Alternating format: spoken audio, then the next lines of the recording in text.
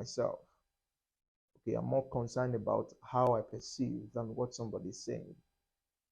And that's what we are afraid of. And that's why Christ's wisdom echoes through ages when he says, first remove the log in your eye before you can see clearly for one in someone else's eyes. Because it's a world that is designed to constantly run away from itself. And so we hardly face ourselves. We hardly face our own shadows and darkness. We hardly, question our beliefs. Rather, we use our belief as a filtering medium, you know, um, through which we scrutinize, our people. And when we are on this journey of inquiry, honesty is key, and honesty begins with yourself. We're together. Are you still with me, or we're out of touch? We can't really trust the network. So that's why we are really here. Yeah, that's why we're really here to want to go deep into ourselves. And what is the yardstick of our philosophical inquiry? When I use the word philosophy, don't get offended, because the word philosophy, it's actually a flame, a divine flame for wisdom. A divine flame for wisdom. It's only when man became a domineering force over man that uh, the world became a threat, right? If you look at the Middle Ages, if you are someone who love history, you can read about the Middle Ages.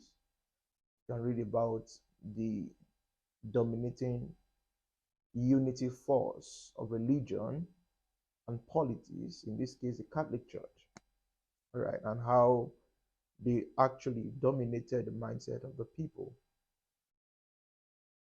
And in that context of, oppression, philosophy is not something that,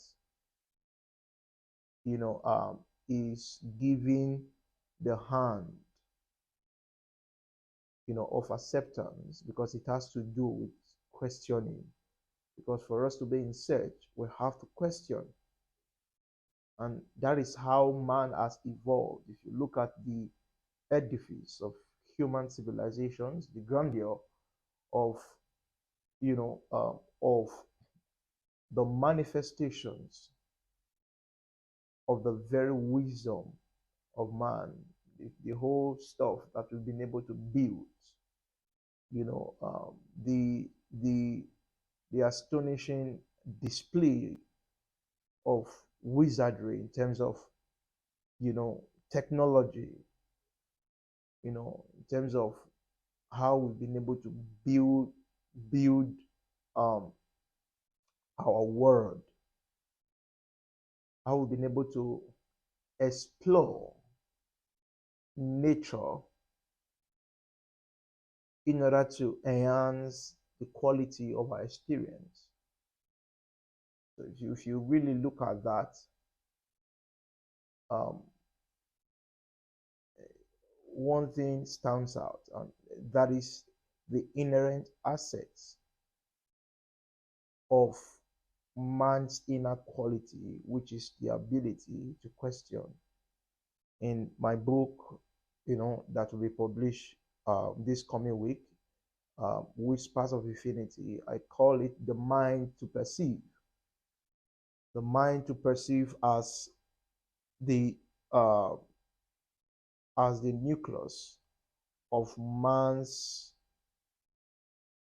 astonishing manifestations, right? In terms of the possibilities of things that he's been able to, achieve. Okay, and so trace it back to the ancient times. What they had was the mind to perceive. It was the mind to perceive. And so man questions, and out of that question comes the inspiration. Okay, and that has been the technology of man's evolution, the mind to perceive.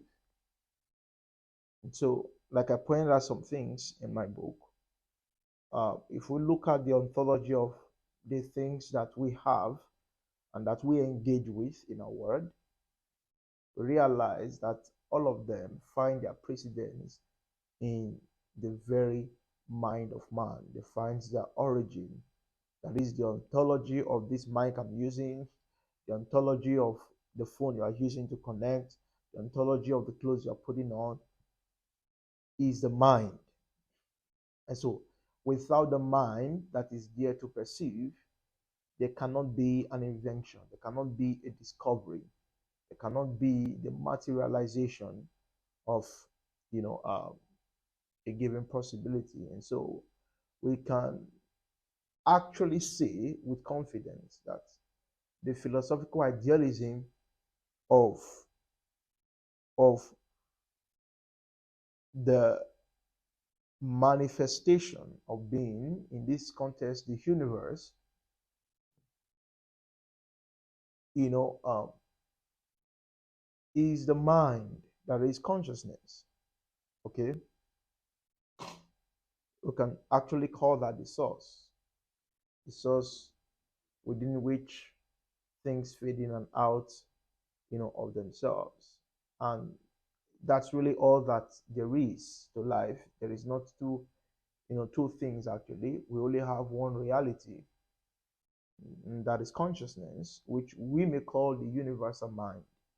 And as we really uncover, you know, aspects of this truth, we're going to really question, you know, certain notions that we've really, you know, hold so dear. Notions like personal will, notions like free will, notions like, you know, choices, your opinions, and stuff like that. You know, are we really autonomous or independent of the whole processes of life, or we are actually inseparable ripples on the face of the cosmic pond? And all of that we are going to look into. And I also believe that really having a well rooted understanding of the world that you are in, understanding you in this context, all right, that is the understanding that goes beyond the sense of individuality, because individuality itself is actually a construct, you know, a kind of an invented pretense for us to really get interested in the whole drama of life. Okay, but let's see how such realization actually impact on our experience, actually, you know, impact on our lives. Okay, are we together?